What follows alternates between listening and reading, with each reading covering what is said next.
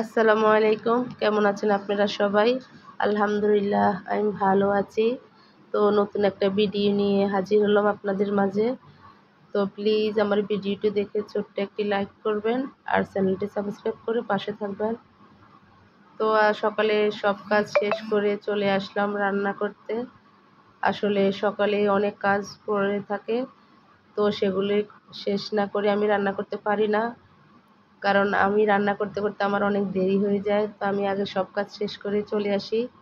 তো এর ফাঁকে আমার একটা মুরগি ডিম পেড়ে বলে যাচ্ছে যে আমি ডিম পেড়েছি, অনেক চিৎকার করতেছে। আসলে দুষ্টামি করতেছি, ওরা তো ডিম পাড়ার পরে এরকম শব্দই করে। তো যাই হোক, আজকে আমি মুরগির মাংসটা ভাজবো না, ব্রয়লার মুরগি, তারপরও ভাজবো না, আমি কষিয়ে রান্না করব। তো আজকে আমি আসলে মাটির চুলায় রান্না করতে পারিনি, যেহেতু আমার ছোট একটা বাচ্চা আছে আর জুবাইদে ওকে রাখতো।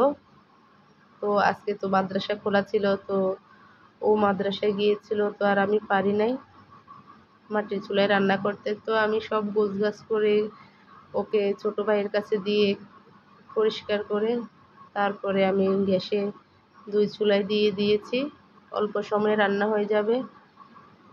সব কিছু যদি কেটে ধুয়ে আসা যায় তাহলে আসলে রান্না করতে দেরি হয় না। তো আমি আজকে সাদা ভাত করব না, রাত্রে আর দুপুরের জন্য পোলাও রান্না করব। পোলাও বলেছে, আসলে একটা আপু পোলাও বলে, তো আমিও পোলাও বললাম। তো আস্ত মাছটা ভাজবো, আস্তে আস্তে এটাকে সময় নিয়ে ভাজতে হবে যাতে না ভাঙে, যেহেতু সুন্দর করে প্লেট সাজাবো বলে। তো আসলে সব মেয়েরাই চায় সুন্দরভাবে রান্না করার জন্য, চেষ্টা করে যাতে যে কোনো খাবার সুস্বাদু হয়। তারপরও হাতের কাজ তো আর সমান হয় না, 19-20 হয়ে যায় রান্না করতে। তো অনেক ভাইয়েরা আছেন খাবারের সময় বলে থাকেন হলুদ বেশি হয়েছে বা তরকারি আজকে ঝাল হয়েছে। আসলে আমার দিক দিয়ে মানে এটা ঠিক না বলা। ও যে এত কষ্ট করে রান্না করে নিয়ে আসছে, এতেই শুকরিয়া আদায় করা দরকার আমি মনে করি। কারণ পুরুষ ভাইরা তো মানে বাইরে কাজ করেন ঠিক আছে, কিন্তু আমরা তো সংসার সামলাই, বাচ্চা সামলাই, তারপরে বাড়তি অনেক কাজ থাকে, কোনটা কোন জায়গায় রেখেছি, মানে এগুলি সব কিছু কিন্তু আমাদের মাথায় থাকে। তারপরও আমরা তো রান্না করি, তো ভুল ত্রুটি তো হতে পারে। তো এর মধ্যে অনেক ভাইরা এই যে দোষগুলো উল্লেখ করেন, তারপরে এভাবে ঝগড়া সৃষ্টি করেন পরিবারের সাথে, আমি অনেক জায়গায় দেখেছি। তো এই উদ্দেশ্যে আমার আজকে ভিডিওতে বলা যে যদি আমার ভিডিওটা আপনারা দেখে থাকেন, প্লিজ কষ্টটা বুঝবেন। নারীকে ভালোবাসলে ভালোবাসা পাওয়া যায়, সংসারে সুখ শান্তি নিয়ে আসে নারী একমাত্র। অন্যায় হবে আপনি শাসন করবেন, আজকে রান্না ভালো হয়নি এরকম ভাবে বলতে পারেন হাসি মুখে, কিন্তু তার মধ্যে যে একদম তার রান্নাটাই যে কষ্ট করে রান্না করেছে সেটাই বরবাদ করবেন মজা হয়নি বলে, এটা ঠিক না। আসলে আমার কথাটা মনোকষ্ট নেবেন না, ক্ষমার দৃষ্টিতে দেখবেন। তো বলতে বলতে আমার রান্না প্রায় শেষ। তো দেখুন, আমি বাচ্চা আছে বলে আমি আজকে সাদা ভাত রান্না করিনি, আমার বরকে আমি বলেছি, ও কিছুই বলেনি। আজকে পোলাও দিয়ে শেষ খাবো রাত্রে আর দুপুরে।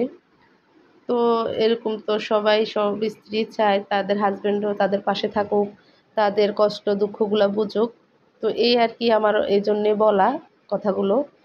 তো আজকে দেখুন এই রান্নাগুলোই করেছে আজকে, আর বাড়তি কিছুই রান্না করিনি। দুপুরে আর রাত্রে আমরা আজকে এগুলিই খাবো। তো অনেক কষ্ট করে সাজিয়েছি আসলে, যে বাচ্চা আছে তারপরও সুন্দর করে ডেকোরেশন করেছি যতটুকু পেরেছি। প্লিজ আমার কথায় মনোকষ্ট নেবেন না, যেহেতু বলেছি আমার কাছে ভালো লাগেনি। আমি 2-1 ভাইকে দেখেছি এরকম করতে, খাবার ছড়িয়ে ছিটিয়ে ফেলে দিতে, মানে খাবার মজা হয়নি তো ভাবি কিছু বলছে, তো অমনি জিনিসগুলো ফালাই দিছে, মানে এগুলি ভালো লাগেনি আমার কাছে। তো আমি হয়তো ভিডিওর মাধ্যমে আজকে বললাম, প্লিজ আমাকে ক্ষমার দৃষ্টিতে দেখবেন। তো আজকের খাবার দুপুরে এই ছিল আমাদের, তো প্লিজ আমার ভিডিওটি ভালো লাগলে, আমার ভিডিওর কোনো অংশ আপনাদের কাছে ভালো লাগলে প্লিজ আমাকে কমেন্ট করে বলবেন, আর ক্ষমার দৃষ্টিতে দেখবেন যদি কিছু বলে থাকি।